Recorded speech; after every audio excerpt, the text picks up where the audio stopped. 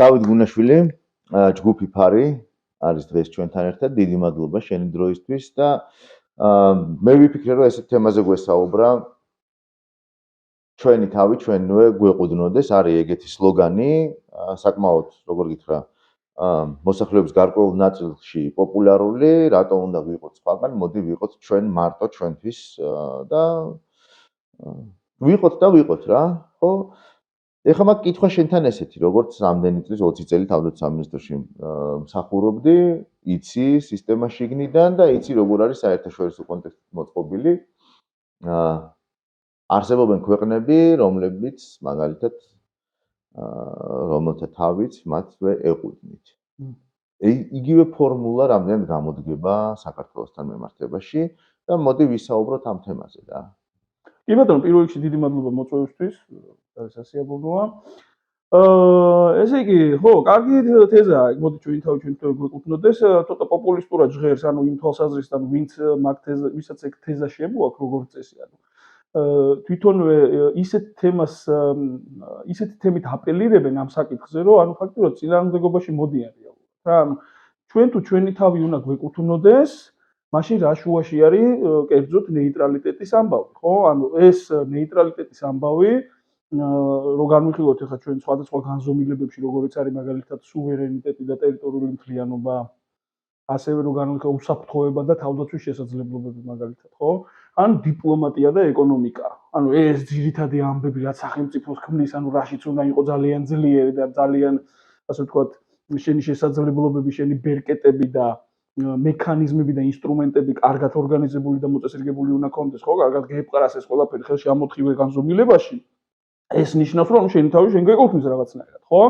ამავე დროს ასევე ახლა სრული ფასოვნად შენი თავი გეკუთვნოდეს, ეს ცოტა გაუგებარი ამბავია, იმიტომ რომ შენ ხარ რაღაცა გლობალური საზოგადოების წევრი ხო ხარ, ანუ ნაკლებად, ხო? ანუ კი გეკუთვნის, მაგრამ ურთიერთდამოკიდებულება არსებობს, ხო? ეკონომიკური ურთიერთდამოკიდებულება არსებობს, პოლიტიკური ურთიერთდამოკიდებულება არსებობს, უსაფრთხოების სტილში ურთიერთდამოკიდებულება, ანუ მოწყვეტილი სადღაც კუნძულზე საქართველოს არ არის. ანუ შენ რო შენი თავი გეკუთვნოდეს, ანუ რა იგულისხმება ამაში კონკრეტულად და ვისაც შემოაქვს ეს თეზები, რეალურად ის რაც გულისხმობს, აი აქ არის ძალიან დიდი ეშმაკის თავი დამარხული როგორც წესი.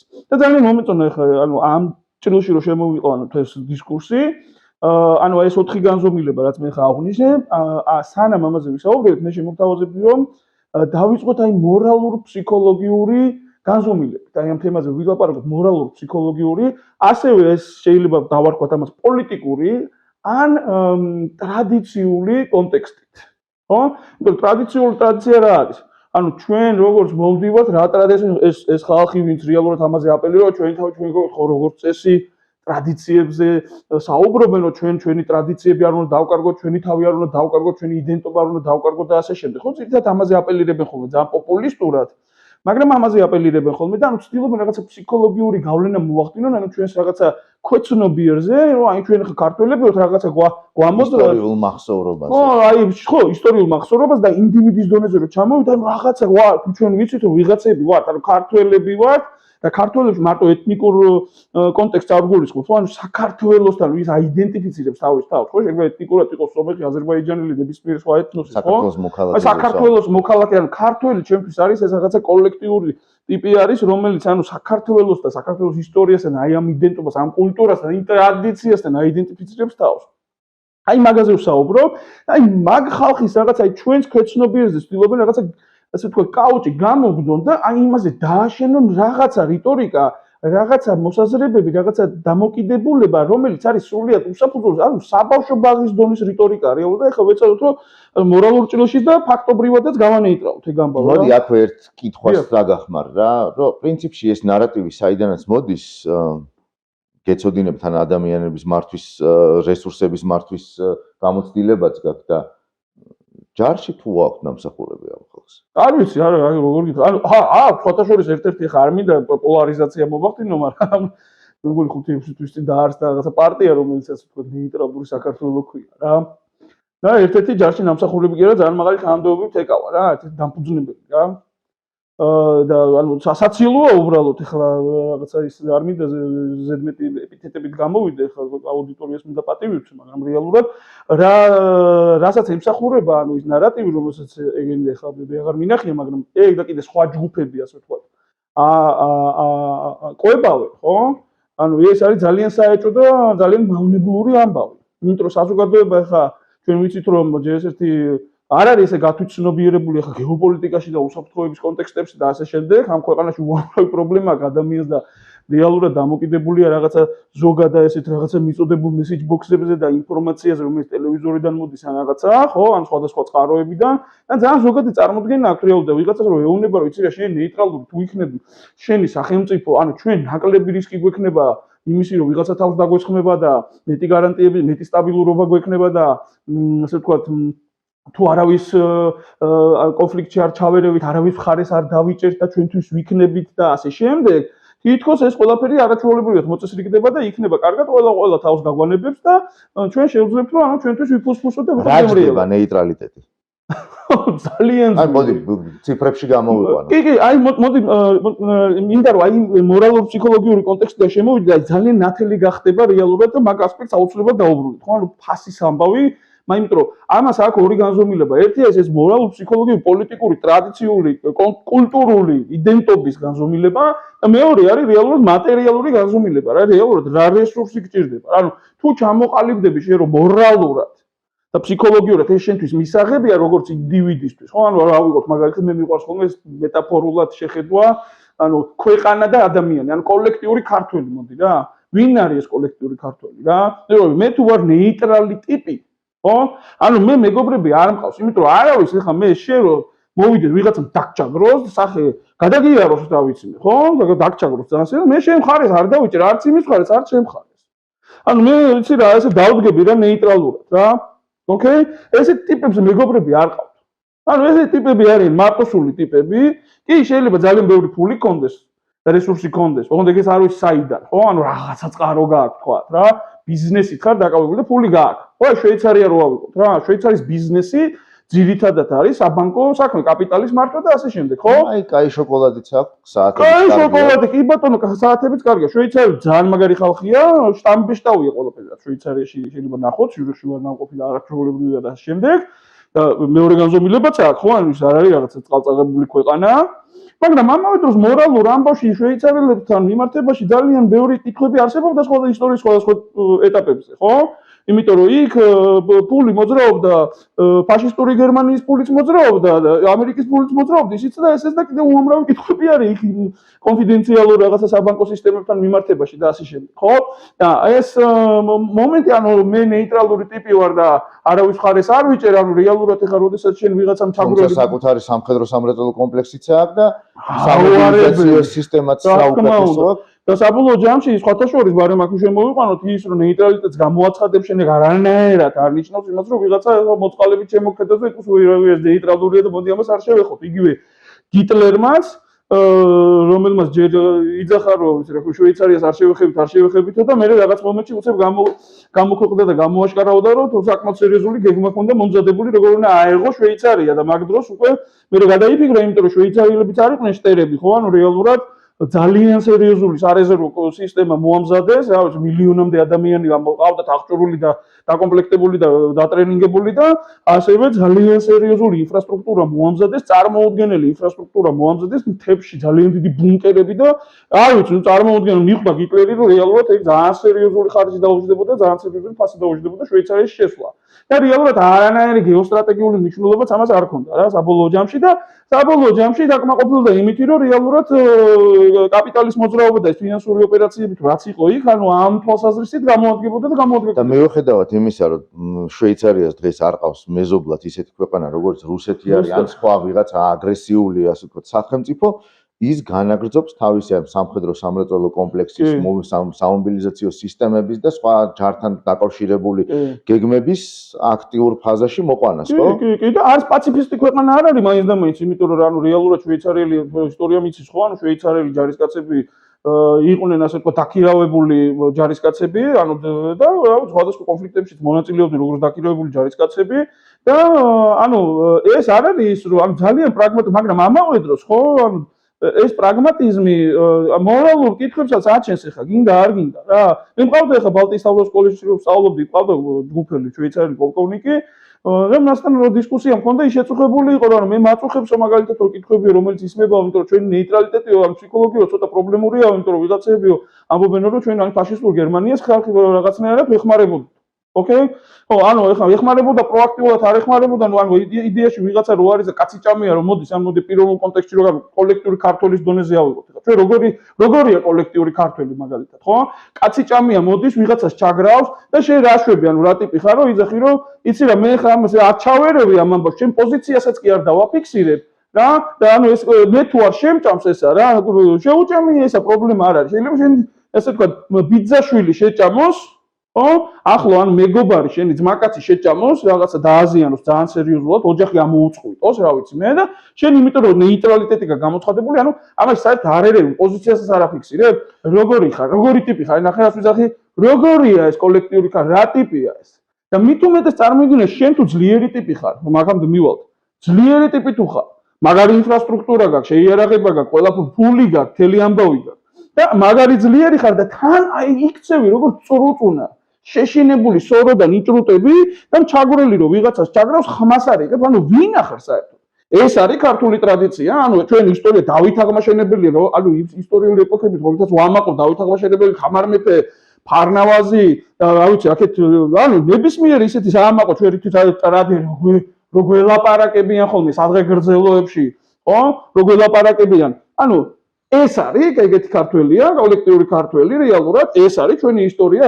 და მოიყვანონ ერთი მაგალითი მაინც ისტორიიდან, როდის იყო საქართველოს ნეიტრალური, ან როდის იდგა ეგ საკითხი საერთოდ. ერთხელ იდგა. 21 წელს და კატასტროფა შემოგვიტრიალდა, ხო? მო შევახსენოთ აუდიტორიას, ესე იგი 1921 წელს რა მოხდა? ესე იგი რუსული, ანუ საბჭოთა უკვე გასაბჭოთა წითელი რუსეთის მიერ, ხო?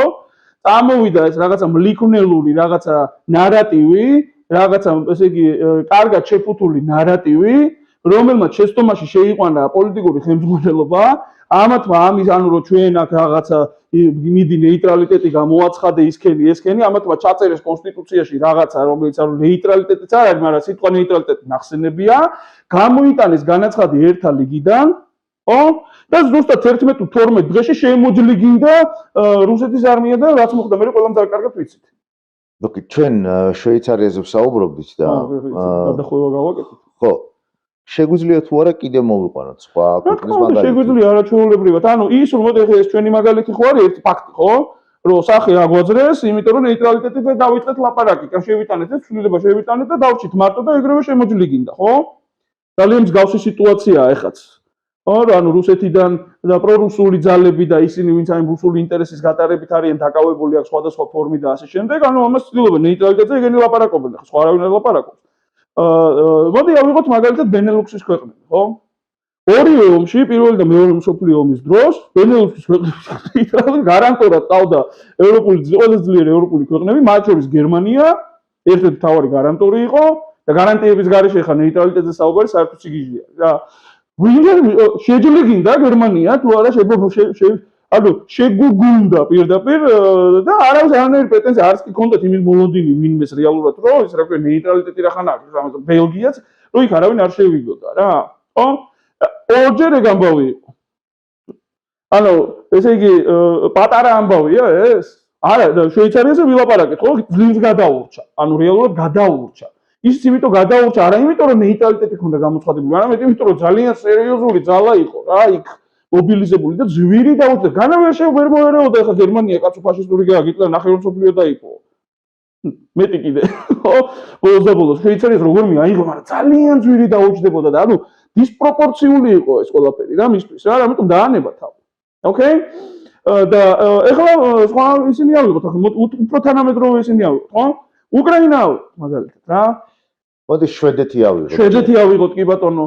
შვედეთიც არ ქონდა არასდროს ასე ვთქვათ გაცხადებული ოფიციალურად გაცხადებული ნეიტრალიტეტი, ანუ რაღაცა იურიდიულად გაფორმებული ამბავი ასე არ იყო, მაგრამ არანაირ ალიანსში არ შედიოდა, არც რაღაცა მხარეებს იჭერდა მაინც და მაინც ასე შემდეგ ფაქტობრივად ნეიტრალური იყო დე მაგრამ რას აკეთებდა შვედეთი? აი მოდით ავხსნათ, რას აკეთებდა შვედეთი? ხო, ანუ Volvo-ს აკეთებდა შვედეთი, აკეთებდა Volvo-ს. ნუ სამხედრო სამრეწველო კომპლექსი, ტექნოლოგიები, სამხედრო საზღვაო ძალები, საჰაერო ძალები, რეზერვის სისტემა, ანუ რაღაცისთვის ემზადება კი არ იყო ალიანსში, მაგრამ ანუ ეს უსაფრთხოდ თავს მაინც არ გრძნობდა. არ გრძნობდა და სხვათა შორის უწევდა ძალიან სერიოზული ლავირება და ეხლა ისიც ვიცით კაცო, ეხლა შვედეთი არის ბრწყინვალე ქვეყანა, შვედები ანუ სკანდინავიის ხალხები არიან არჩეულებრივი ხალხები და ასე შემდეგ, მაგრამ არიან ნეიტრალიტეტიო რომ ვლაპარაკობთ, ეხლა ბოლომდე ნეიტრალურიც მაინც ვერ იყო, იმიტომ რომ უწევდა მას ფაშისტური გერმანიის ფოლადით მომარაგება, რა? უწევდა.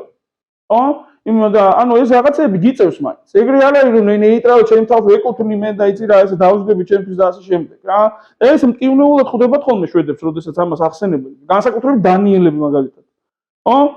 ეს ისტორია, ეს ადამიანის, ანუ ეს ცნობიერებაში მოქალაქეში ის არის, რომ ეს რაღაცა, როგორც გერმანელები განიცდიან, ხო? ამ ფაშისტური გერმანიის წარსულს, ისევე განიცდიან ყველა და იტალიელები რა არ განიცდიან? ანუ იაპონელები არ განიცდიან, რაშიც იღებდნენ მონაწილეობას და ნახეთ შვედეთმა საბოლოო ჯამში რა მოხდა, ანუ ძალიან ძლიერი, უძლიერესი და უხარისხიანესი სამხედრო კომპლექსი, ხო, შეიარაღება, ანუ აწარო თვითმფრინავები რაც გინდა, ხო? და საბოლოო ჯამში მაინც ახლა ვხედავთ რომ შევიდა ნატოში. რა მოხდა ანუ?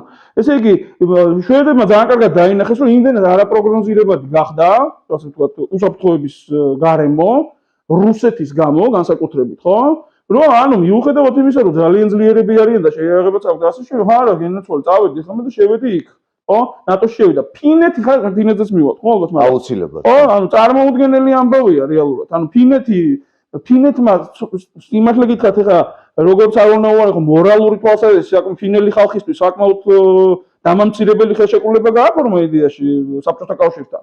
მაგრამ ანუ ძალიან პრაგმატული იყო, ხო? ანუ იქ მთელი რიგი ბექგრაუნდია, ეხლა იქ რაღაცები რაც ხდებოდა რა და ფინელებმა ძალიან მტარე გაკვეთილი ასწავლეს რუსებს თავის დროზე რა.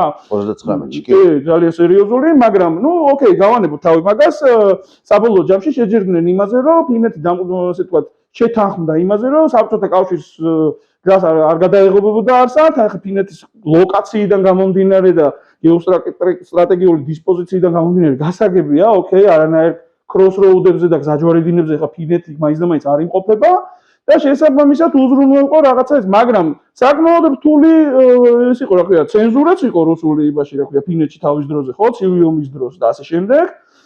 და არასასიამოვნო იყო ფინეთის ყოფა, მაგრამ ფსიქოლოგიურად, მორალური თვალსაზრისით აი ამ ხელშეკრულებაში ყოფნა, ხო? ანუ ეგ არის ერთადერთი მე მგონი ხელშეკრულება, სადაც ორმხრივი ნეიტრალიტეტი არის ორმხრივ ხელშეკრულებაზე დაფუძნებული, რა.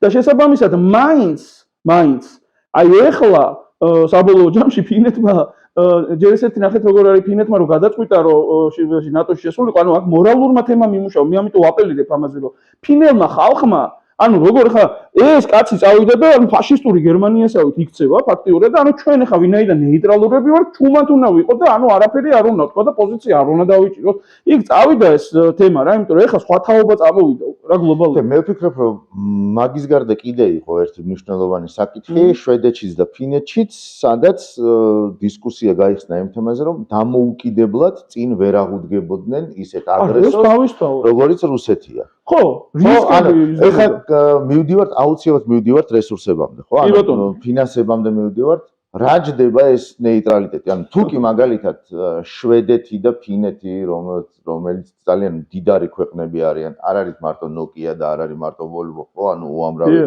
უამრავი დოულათი არის შექმნილი და ერთ უმოსახლეზე ძალიან მდიდრები არიან ეს სახელმწიფოები, იგივე შვეიცარია, თუმცა შვეიცარია იქით იყოს და ეს ორივე ქვეყანა ეხლა გახდა ნატოს წევრი.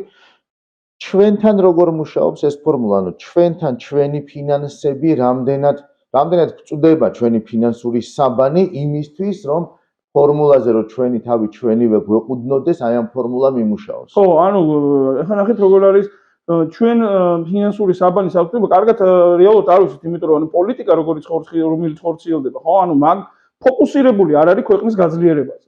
ანუ ქვეყნის გაძლიერება და ქვეყნის სიძლიერის პირობებში შეიარაღებული ძალები იგულისხმება, ხო, თავდაცვის შესაძლებლობები, ანუ რა დარტყმა შეგიძლია შენ მიაყენო ვიღაცა აგრესორს, რომელიც მოდის, ანუ რა ზიანი შეგიძლია მიაყენო. აი ეს არ არის პრიორიტეტი წერტილი. განსაკუთრებით ის ხალხი, ვინც ნეიტრალიტეტზე საუბრობს, მაგაზე საერთოდ არ საუბრობენ და პირიქით მიყავთ რაღაცნაირად, რომ ისე ჩვენ თუ შეეხებულ ძალების გაძლიერებას დავიწყებთ, ის საფრთხეს დაინახავთ, თავს დაგვესხმება. ხო? და ამ დროს ახლა რუსეთზე ვსაუბრობ, ანუ რუსეთის მთელი ისტორია, behavior-ი და ანუ ეს ქცევითი მახასიათებლები, ისტორიული ქცევითი მახასიათებლები იგნორირებულია, როდეს ის არის რეალურად ეს ცხოველი, რომელიც რო ხედავს, რომ სუსტი ხარ, მაშინ გესხმის ზუსტად, ხო? მაგრამ მაგას თავი გავანებოთ, ჩვენი ფინანსური, ასე ვთქვათ, ჩვენ თუ ჩვენი თავი ჩვენ უნდა გვეკუთვნოდეს, ესე იგი უნდა ვიყოთ სამხედრო თვალსაზრისით ძლიერი, ანუ რამდენადაც შეგვიძლია, იმდენად ძლიერი უნდა ვიყოთ, ხო? ჩვენი შესაძლებლობის მაქსიმუმზე ძლიერი უნდა ვიყოთ. ნუ აი, რო წარმოვიდგინოთ როგორი ნუ არ ვიცი ახლა ჩვენ ანუ განვითარების ახლა ამ ეტაპზე და სადაც ვიმყოფებით, რომელიც რეალურად საკმაოდ სტაგნაციურია ახლა და აი ამ ბიუჯეტის ფონზე რაც გვაქვს და ანუ შეერთებული ძალების ძალიან ბევრი რამე უნდა მოხდარიყო და არ მოხდა ამ ბოლო დეკადის განმავლობაში. ხო? ანუ ეხლა ალბათ მშპ-ს 5% მაინც გჭირდება რეალურად რომ ამაში ჩავასხათ. შეიძლება მეტიც. რომ ჩავასხათ, რომ ეს ყველაფერი წესრიგში მოვიდეს. ნუ მშპ-ს 5%-ია დაახლოებით, რა ვიცი, 4-დან 5-მდე აქვს, მეგონი ისრაელს, ხო? მთლიანი შიდა პროდუქტის. ხო, ისრაელს კი ბატონო, ხათაშორის შვეიცარიაც ზრდის. ხათაშორის ფინეთმა და რა ქვია, შვედეთმა ნატოში შეერთების მერე დაიწყეს გაზრდა, 5%-ით თუ 7% მოემატა საშუალოდ. ხო, ანუ რეალურად ნატოში შევიდნენ. მაგრამ კი არ შეამცირეს ხარჯები გაზარდით. ნუ ეხლა რა თქმა უნდა იმ ნატოს threshold-საც უნდა დაეწიონ იმ 2%-იას, მაგრამ მე ვფიქრობ რომ კიდე გაზდიან კიდევაც, იმიტომ რომ ეხლა სხვანაირი გადააზრება ხდება. ოკეი, 5%-ზე უნდა ავიდეს საქართველოს ჩემი აზრით უნდა ავიდეს. რამდენზეა ახლა? ეხლა 600 მილიონი არის რა, ხო, ანუ რამდენი? 2%-ზე ვართ, 3%-ზე თუ რა ვიცი ალბათ. არა, 3-ზე არა ვართ, არც 2%-ზე არა ვართ. ანუ ქვევით ვართ, ძალიან ქვევით, 1% ნახევარზე, ხო? თითქოს, ანუ ჩვენ ვართ ეხლა ისეთ ხარჯზე გასული, რომ თითქოს ჩვენ საფრთხე საერთოდ არ აქვს. არა და რუსეთის მხრიდან საფრთხე რეალურად, ხო, იქიდან გამომდინარე, რა რეფორმები მაგათმა ჩაატარეს და ასე შემდეგ, ხო, ანუ თეორიულად რო შევხედოთ, პირიქით გაიზარდა. ხო, ეხლა უკრაინაში ძალიან დიდი ძალისხმევა უწევს და ანუ ეს ძალიან დიდი ზიანები მიიღო რუსეთმა და ეს გრძელდება და ასე შემდეგ, ხო? და ეს ჩვენთვის არის რაღაცა ამოსუნთქვის პანჯარასავით. ანუ ეხლა ჩვენ რეალურად უნდა მაქსიმალურად ძლიერდებოდეთ, რომ მაქსიმალურად ავწიოთ, ასე ვთქვათ, უბრალოდ მაქსიმალურად დავწიოთ რისკები იმისი, რომ რუსეთმა რამე რომ მოინდომოს, აქ ძალიან სერიოზული ძალა უნდა დაჭირდეს, ხო? და ამას არ ვაკეთებ საერთოდ. კეთილი, ანუ ესე იგი, ფინანსური საბანი უნდა იყოს ძალიან ესეთი ფუმფულა და დიდი, ხელშესახები, 5%-ზე მეტი მთლიანი შიდა პროდუქტის დაიხარჯოს იმისთვის, რომ რაღაცა მეტი სიძლიერე იყოს, მაგრამ ახლა მაქვს მე ესეთი კითხვა. ეს ყველაფერი რომ გაკეთდეს, გჭირდება თანამედროვე ტექნოლოგიები, თანამედროვე შეიარაღება. საიდან მოგაქვს? ხო, ანუ ეხლა ეგ არის ნეიტრალიტეტი თუ გაქვს. ეს ინვესტიციები და ეს საერთაშორისო თანამშრომლობა ამ ძლიერ ქვეყნებთან, რომლებიც რეალურად ამ თანამედროვე სისტემებს აწარმოებენ და ანუ ასე ვთქვათ, იძლევიან იმის შესაძლებლობას ამ სისტემებს ახლა პერსონალის თვალს სჭირდება, ყველაფერი კომპლექსურია ეს ამბავი, ხო, უზრუნველყოფა, ნაწილები, ანუ ყველაფერი, ხო? ეს ამბავი საიდან მოგაქვს? ნამდვილად ფულიც რომ მქონდეს, თუ არა გაქვს ამ ხალხთან ურთიერთობა დაალაგებული და საერთოდ ანუ პარტნიორობაში თუ არა ხარ, მკაფიო პარტნიორობაში თუ არა ხარ. არავინ არაფერს არ მოკიდეს, შენ თუ ისეთი პოზიცია გიჭირავს, რომ რეალურად ამბობ რომ ნეიტრალური ვარ, მაგრამ ამით რეალურად შენ რუსეთის მხარეს ხარ, ეგრე de facto, ხო? არავინ შენთან საქმეს არ დაიჭერს. არავინ არ იქნება დაინტერესებული შენი გაძლიერებით, არანაირი ინვესტიციები შენთან არ შემოვა. ანუ სად არის მაშინ ეს ეკონომიკის და დიპლომატიის განზომილებაში და თუნდაც უსაფრთხოების განზომილებაში შენ როგორ ეკუთვნი შენ თავს, როგორ ძლიერდები? ანუ ფაქტობრივად კი არ ძლიერდები და შენ თავს კი არ ეკუთვნი ფაქტობრივად პირდაპირ ჯიბეში უხდები რუსეთს რა. ეგრე გამოდის ჩვენ შემთხვევაში მინიმუმ. ხო? და შესაბამისად, ანუ ჩვენ თუ უნდა გავძლიერდეთ, რეალურად უნდა ვიყოთ ჯერ ესეთი ეს საწყის ეტაპი გაძლიერებას საჭიროებს ძალიან სერიოზულ აქსელერაციას, რომ რაღაცა დონეს მიაღწიო და მე ეს უკვე რუტინულად ყვებო, ხო? შეიძლება ეხა 5% გჭირდება რაღაც დონეზე, რომ განაახლებ ყველაფერს და ასე ვთქვათ, ჩამოყევს ინსტიტუციურად რომ განვითარდები, ასევე მაგას ძალიან სერიოზული დახმარება გჭირდება ჩვენ, რომ უკან წავიწიეთ. ხო? და მატერიალურ-ტექნიკურად რომ გაძლიერდები და ასე შემდეგ, მე ამის შენარჩუნებისთვის შეიძლება უკვე 5 აღარ გჭირდებოდეს, ჩამოწიო მე ნელ-ნელა და 2-ზე ჩამოხვიდე 2.5-ზე, არ ვიცი, მაგრამ თავიდან სერიოზული ის გჭირდება, აქსელერაცია და მხარდაჭერა გჭირდება შენ. ანუ მაგას უბრალოდ ამ გარღვევას რაც ჩვენ გჭირდება, რომ ანუ ფეხზე დავდგეთ რეალურად, მაგას ვერ მოვახდენ თუ ჩვენ აი ამ დასავლურ კოალიციებთან, ნატოსთან, ევროკავშირთან და თუნდაც ორმხრივ თუ მრავალმხრივ ფორმატებში, ანუ ამ ქვეყნებთან არ ვითანამშრომლებთ, ხო? და ეგ ნეიტრალიტეტს უბრალოდ გამორიცხავს.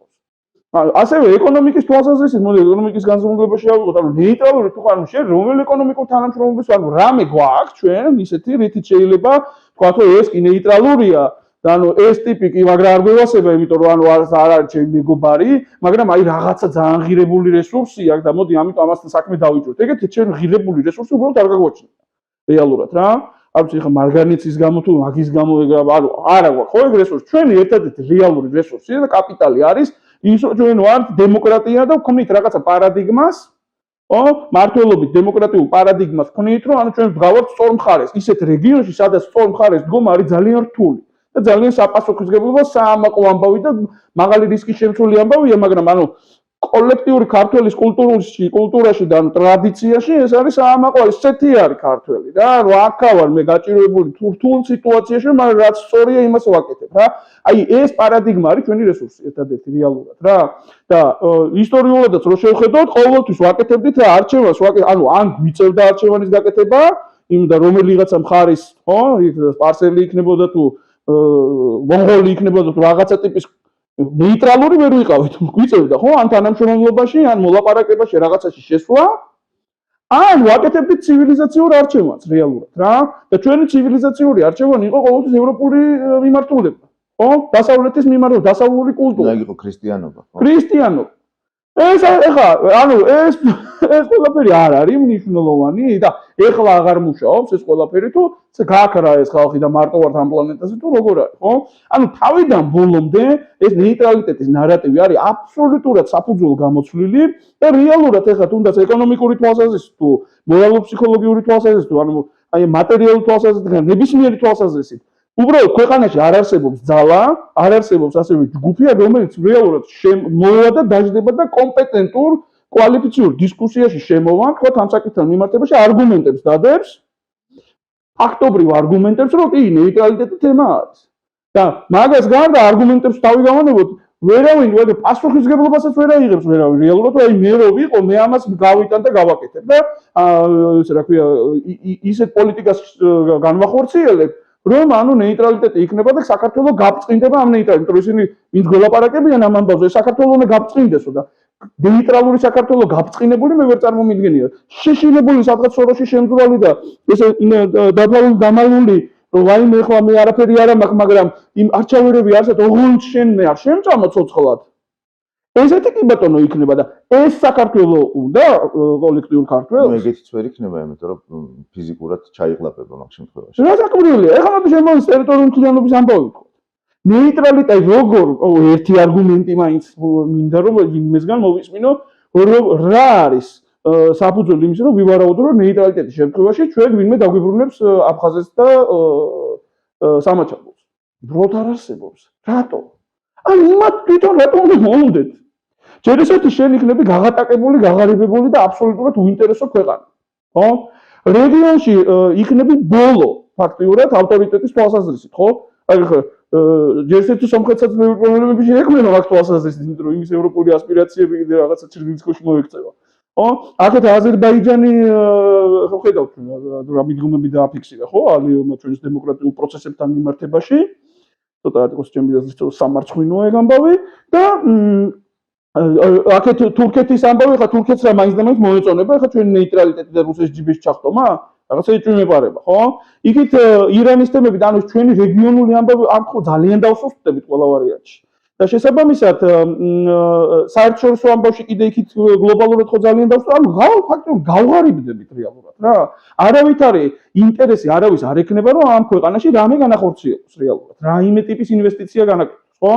და წარმოიდგინე ესეთი გაღარიბებული ქვეყანა, რომელიც არის მიჯაჭული რუსეთის ბაზარზე, რუსეთის ენერგეტიკაზე, ყველაფერზე არის, რაც რამაც ქვეყანა უნდა აცხოვროს და რუტინაში ამყოფოს და აქ მოუნდება შემოვიდეს ახლა და იცხოვროს ესე რა ქვია, შემოგიერთდეს ახლა აფხაზი და ესე რა ქვია, ესე ვთქვათ, სამაჩაბლოს სეპარატისტული რეჟიმი და ასე შემდეგ და დატყუილია ეგ ამბავი, ხო შეუძლებელი არის რა. და რომელ სუვერენიტეტზე ვსაუბრობთ მაშინ თან?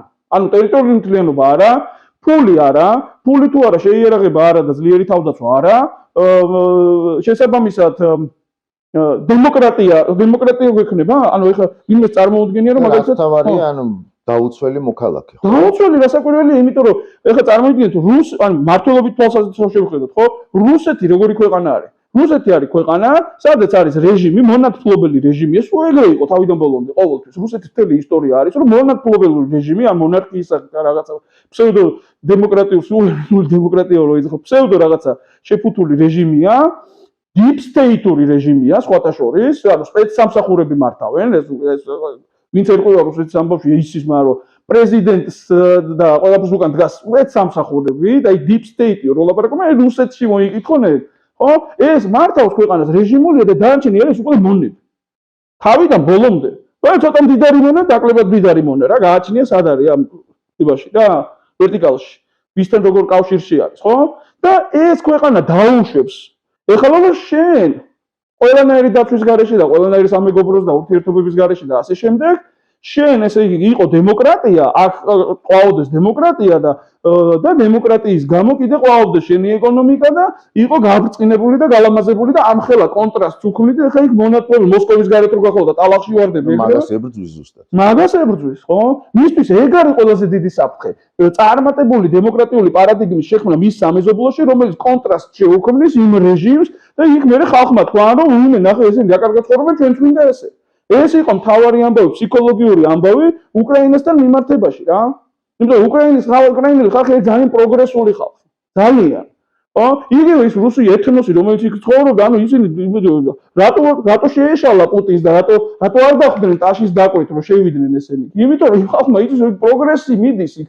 იქ ძალიან დიდი პერსპექტივები იყო, ევროპული პერსპექტივა რომ შემოვიდა უკრაინის რესურსიდან გამომდინარე, გაქანებიდან გამომდინარე, ინტელექტუალური პოტენციალიდან გამომდინარე, არაჩვეულებრივი შესაძლებლობები, ერთ-ერთი უძლიერესი ქვეყანა უნდა გამხდარიყო უკრაინა. ეს დაინახა.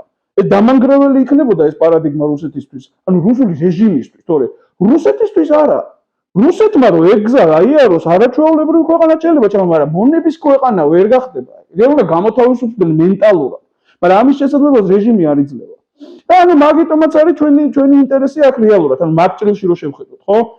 აი ეს იმპერიალისტური ამბავი რეალურად რუსული ეთნოსის რაღაცას იდეადაზე კი არ არის აშენებული. ის რეჟიმის თვითყოფადი რეჟიმი ცდილობს მუდმივად თავის განახლებას თაობათა შორის გადასვლას. ალბათ მაგიტომაც არის რომ უკრაინის მიმართაც და საქართველოს მიმართაც მუდმივად ისმის დღის წესრიგში ეს ვადაღებული ნეიტრალიტეტის თემა. დიახ, რასაკვირველია. ნახეთ ახლა კიდე ბოლოს შემოვი კონფედერაციაო, რა შემოაპარეს, ხო? რა კონფედერაცია? ანუ უნდა ვაღიაროთ ახლა ბოდიში მოუხადე. ხალხი მის ნეიტრალიტეტზე გველაპარაკება, თან გველაპარაკება ღირსებით ევროპაშიო, ევროპისკენო. და რომელი ღირსება არის ახლა ბოდიშის მოხდა ადამიანებზე, რომლებსაც ეთნიკური წმენდები მოგიწყვეს. ჩვენ კონფლიქტებზე აუცილებლად ვისაუბრებთ, მაგრამ აი ნეიტრალიტეტთან დაკავშირებით რომ დღევანდელი ჩვენი საუბარი შევაჯამოთ.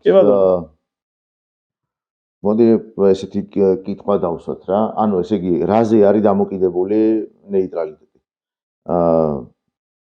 ბიუჯეტზე, სიმდიდრე, თითოეული მოქალაქე უნდა იყოს მდიდარი, ქვეყანა უნდა იყოს განვითარებული, ქვეყანას უნდა ჰქონდეს უამრავი შესაძლებლობა, ქვეყანას უნდა შეეძლებოდეს მოკავშირეებთან, მეგობრებთან ურთიერთობა, კომუნიკაცია და ასე შემდეგ, იმისთვის, რომ ასე ვთქვათ, რაღაცა შექმნას იმდაგვარი მინიმუმ 5% მთლიანი შიდა პროდუქტის დახარჯვას შეიარაღებულ ძალებზე, მეტი კიდე მთლიანი უსაფრთხოების ინსტიტუტებზე, რომ რაღაცნაირად მისით უდნო. ხო, ამ არის გასაწევი რო იყო რა. ანუ იცოდეს კოლექტიურმა ქართველმა ქვეყანამ, ანუ ორგანიზაციამ, ხო, ოჯახმა, რა ვიცი, რაც კიდე დავარქვათ რა. აი ამ ტრადიციულმა ძლიერმა ტიპმა იცოდეს, რომ ვინმე თუ ანუ მე არაფერს არ წავართ მე მეცნურ ვინ შემეცილებას თემა არის რა. თორე ისე დღეს დავაყარი. როგორ დღეს დააყრი? ანუ ამისთვის უნდა იყოს ზუსტად აი ამ განზომილებებში უნდა იყოს ძალიან ძლიერი რა. რომ ტიპმა იცოდეს რომ შენ თუ გაგეკარება, სახეს ააძრობ რა. მაგრამ აქამდე ვერ მიხვალ უბრალოდ. და რომც მიხვიდე, ხა წარმოიდგინე ხარ ეგეთი ტიპი. ხო, აი მატერიალურად ეგეთი ტიპი ხარ, გაძლიერდი, ხო? და ფსიქოლოგიურად, მორალურად და კულტურულად და ეთიკურად როგორ ქრისტიანულად თუნდაც რა ტიპი ხარ შენ? მე მაგარი ძლიერი ტიპი ვარ, მაგრამ არ ვერევი რა თქვენ საქმე თავპირი გიტეხიათ რა. ჩემთან თანამშრომლობაში იყავით, იყიდეთ, გაკიდეთ ჩემთან რაღაცეები და ასე შემდეგ. ხო, რომ ეკონომიკა მქონდეს და ყველაფერი მქონდეს.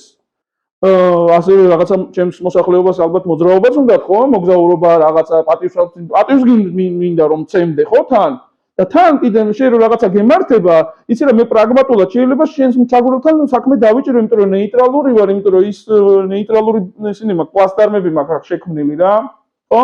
ანუ როგორ უნდა დაიმსახურო ეს პატივისცემა საბოლოო ჯამში? ხო, ვინ ახარ საერთოდ? რა ტიპი ხარ? ანუ ეს ქართველის ხასიათი არ ზის.